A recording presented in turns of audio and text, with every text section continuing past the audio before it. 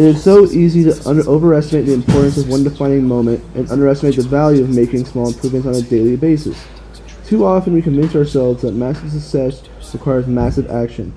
Whether it is losing weight, building a business, writing a book, winning a championship, or achieving any other goal, we put pressure on ourselves to make some earth-shattering improvement that everyone will talk about. Meanwhile, improving by 1% isn't particularly notable, sometimes it isn't even noticeable, but it can be far more meaningful, and especially in the long run.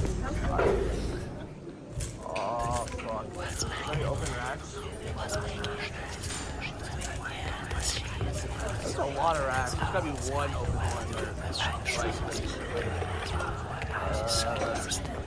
This rack works. The implicit assumption behind any goal is this: once I reach my goal, then I'll be happy.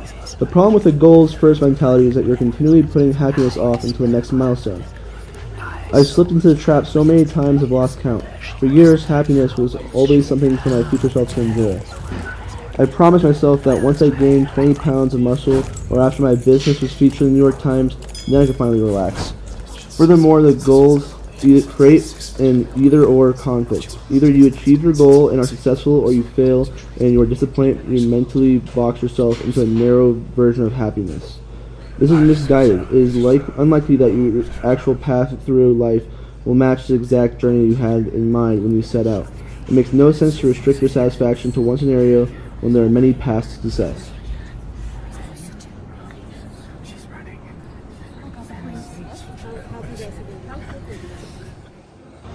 Hearing your bad habits spoken aloud makes the consequences seem even more real. It adds weight to the action rather than letting yourself mindlessly slip into an old routine. This approach is useful even if you're simply trying to remember a task on your to-do list. Just saying out loud, tomorrow I need to go to the post office after lunch, increases the odds that you'll actually do it. You're getting yourself to acknowledge the need for action, and that can always make a difference. The process of behavior change always starts with awareness. Strategies like pointing and calling and habits scorecards are focused on getting you to recognize your habits and acknowledge the cues that trigger them, which makes it possible to respond in a way that benefits you.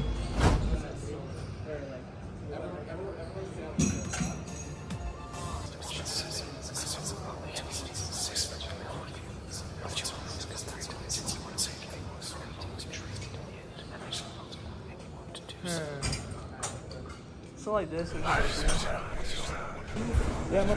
Unfortunately, the slow pace of transformation also makes it easy to let a bad habit slide. If you eat an unhealthy meal today, the scale doesn't move much. If you work late night tonight and ignore your family, they will forgive you. If you procrastinate and put your project off until tomorrow, there will usually be time to finish it later. A single decision is easy to dismiss. But when we repeat 1% errors day after day by replicating poor decisions, duplicating tiny tasks, and rationalizing little excuses, our small choices compound into toxic results. It's the accumulation of many missteps, a 1% decline here and there, that eventually leads to a problem.